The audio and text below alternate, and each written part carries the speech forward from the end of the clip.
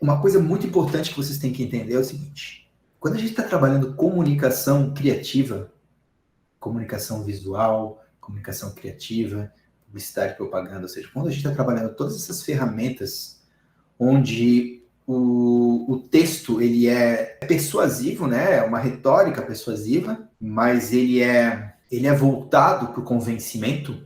E lembrem-se sempre que quando eu falo texto, eu não estou falando texto digitado só. Toda peça gráfica é um texto a ser lido. Tudo que a gente pode ler, né, seja linguagem textual, linguagem visual, são textos. E a linguagem visual, ela tem regras, né? Ela pode ser utilizada para se ler. Tem um vídeo meu no canal que eu falo muito sobre isso, sobre a linguagem visual. Mas você lê a imagem. Ela tem aí regras para que você possa ler. Regras de hierarquia, regras de contraste, né? De tudo ali, tá? A questão da denotação, do que ela denota, do que ela conota. Mas todo texto, toda vez que eu conversar com vocês sobre anúncio, né? A gente pode chamar isso também de texto, tá? Então, vamos ler alguns textos visuais aqui, utilizando as regras que eu vou apresentar para vocês aqui agora, tá bom? Então, assim, uma coisa muito importante para vocês verem e entenderem é que a associação de ideias ela é um dos atributos cognitivos, assim como a comparação, como a análise crítica, como a análise, como a síntese, tudo são atributos cognitivos. O que são atributos cognitivos? São atributos da nossa cognição.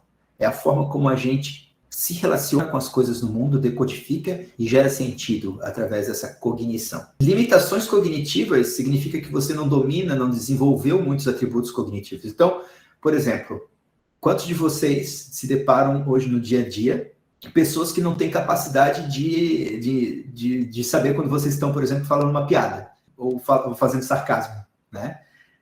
Falta a capacidade de compreensão, capacidade aí de análise, né, crítica daquilo que está sendo falado e comparativa com aquilo que é real para entender que a pessoa às vezes está fazendo uma piada ali no meio, né? E essa falta de capacidade ela se dá justamente no processo de educação, no processo de desenvolvimento cognitivo da criança. Ela não é porque ela não foi trabalhada, né? E no Brasil isso é muito pouco trabalhado. A nossa educação realmente ela deixa muito a desejar, muito a desejar. É o ideal dela. Então, assim, quando você não desenvolve atributos cognitivos superiores, fica mais difícil que você lide com as coisas que estão ao seu redor, né?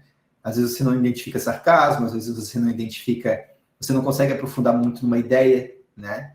Eu chego para vocês, pego esse livro aqui, ó, Pequeno Livro do Pensamento Zen. E aí eu falo para vocês assim, poxa, quero que vocês leiam esse livro aqui, Pequeno Livro do Pensamento Zen, leiam ele inteiro, e depois vocês cheguem para mim e sintetizem esse livro em uma frase. Síntese não é resumo. O resumo é uma análise curta de algo que é complexo, que é longo.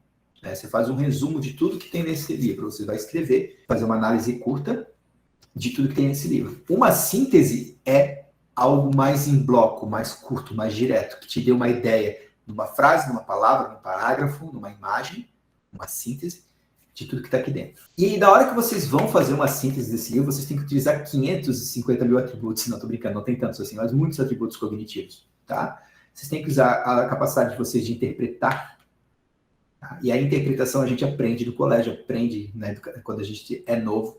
A gente só aprende lendo, né? E quando a gente fala leitura, não é só leitura textual, leitura de imagem, leitura de vídeo, né? Leitura. Decodificar aquilo que está na frente, que está sendo apresentado para vocês. Vocês, nesse momento, enquanto eu estou falando, vocês estão fazendo uma leitura de tudo que eu estou falando para vocês, interpretando o que eu estou falando, passando por vários filtros mentais que vocês têm e absorvendo uma parte só. E muitas vezes absorvendo dentro do que vocês conseguem entender na bagagem de experiência que vocês têm.